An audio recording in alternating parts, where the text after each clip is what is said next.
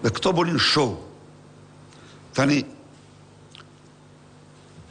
kjo paka shumë, disa dhëna, por ne jemi të vendosur ta transformojmë këtë gjendje. Spari, ne do të dyfishojmë buxhetin për shtetësinë, do të dyfishojmë buxhetin për arsimin. Së dyti, nuk do mund të kesh mjek, as infermier, në spitalet apo në shërbimin tonë, në qoftë se nuk i paguën ata, shumë mirë. Çfarë bëri Hungaria kur ra Covidi?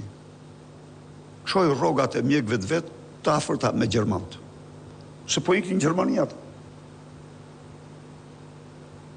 A mund ta bëndë shteti këtë? Plotësisht. Sigurisht ka një çmim. Por të shërbimin do e sigurosh. Nuk do e sigurosh duke i detyruar. Do rini 3 vjet apo do rini 5 vjet se studios këtu. Jo. Do rini rrogat. Nuk iknin, më falni, shiko.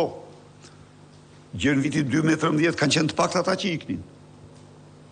Sepse edhe njerë një rrogë 2013 kishte fuqi blerëse 3 herë më shumë se sa rroga sot. E vërtetuar kjo. Kështu që ne zotohemi të dyfishojmë rrogat për mjek dhe infermierët. Të vendosim një rrogë minimale 1.500 euro për mësuesit me qëllimin më të mirë që ata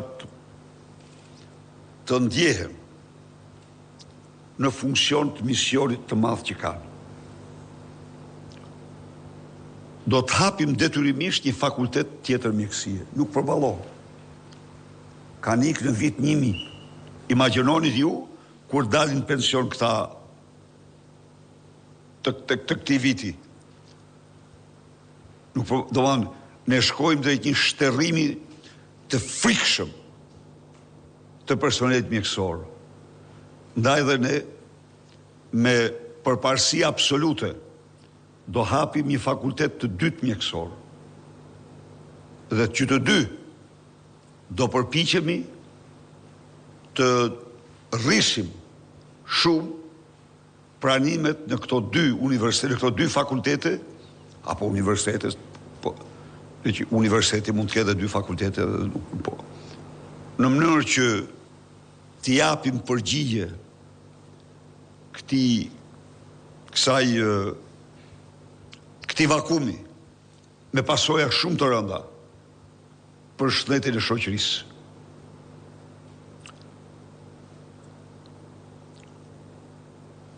Aparaturat janë më thjesht, aparaturat i ka penguar mafja, është mafja, ajo që nuk don që sektori publik t'i ketë, sepse bën lidhjet, bën qark të shkurtër me sektorin privat.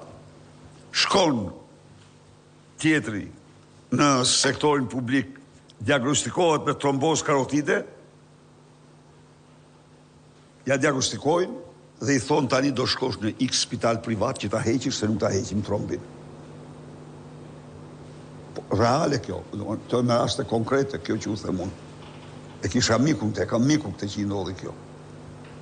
Shkota një spital privat, pagova atje një 2.000 euro, 3.000 euro. Ne i kemi qenë për, edhe jemi për sektorin privat.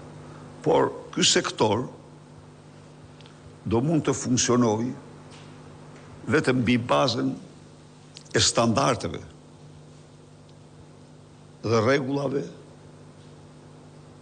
të qarta, po jo mbi bazën e një kooperimi mafioz me sektorin publik që shkatron sistemin shëndetësor dhe që dëmton rënë xhepat e qytetarëve.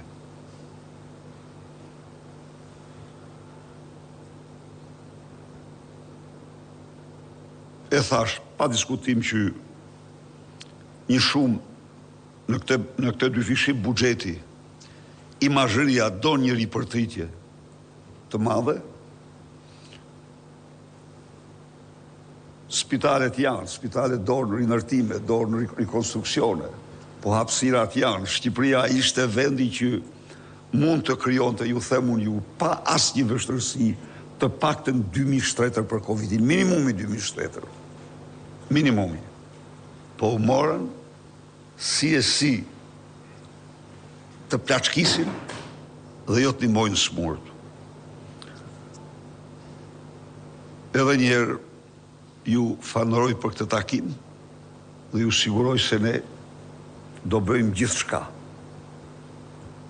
për një shërbim shëndetësor të nivelit më të lartë të mundshëm për qytetarë shqiptar dhe pa një shëndetësi, pa një shërbim shëndetësor dijitos nuk do mund të ketë Shqipëri madhështore. E kam theksoj para jush, e theksoj sot para jush, lista e barnave të rimbursueshme do të jetë identike pik për pik me rubrikën italiane. Atë do e marrim ne në mënyrë që këta njerëz në nevojë të paktën të mjekohen, të mund të mjekohen me pa problemet mëdha financiare dhe të mjekohen me ilaçe cilësore, masi në Shqipëri nuk do shiten asnjë ilaç që nuk qarkullon në 2 vende anëtare të Bashkimit Evropian. Ne e kishim këtë rregull. Pse kishim ne këtë rregull? Sepse ne nuk kishim laboratoret e njëjta me EPA-n apo me Food and Drug për të bërë analizat e cilësisë dhe për efikasitetet tjera. Atëherë, kjo është e thjeshtë. Importojmë vetëm ilaçe që shiten në 2 vende anëtare të Bashkimit Evropian, pra që janë të miratuar nga enti evropian i medikamenteve ose enti amerikan i medikamenteve. Në këtë mënyrë ne garantojmë cilësinë e ilaçeve, me listë të rimbursimit ne i bëjmë ato të kapshme për të gjithë, të përdorueshme të gjithë ata që kanë nevojë. Dhe me besim të madh se shpejt do t'ja ndryshojmë parametrat e shërbimit shtetësor që sot ka përjetuar ja u them këtu, një student me kur nuk ka patur në drejtim Ministria e Shëndetësisë ignorant dhe të pa skrupull, siç pati këta gjatë viteve të Edi Ramës. Kur edhe në diktaturë, ju them unë ju, ata që e drejtonin në sistemin e shtetësisë ishin njerëz të respektuar. Ish dekani im, u bë ministër, dhe vërteta është që ato mundësi që kishte, ai i përdorte për ta organizuar, se kjo. Po, çdo gjë mund të thoje, po ai ignorant nuk ishte burr i ditur, i shkolluar jashtë, me një eksperiencë shumë mirë, paraardhës i tij po kështu, pasardhës i tij po kështu, kurse ky mori një arktare të bashkisë, që ndante parat në bashki, dhe e vuri ministre. Dhe tani e ka ministre arsimi. Që vetëm gjë që ditë të ndaj parat me Edi Ramën. Faleminderit shumë.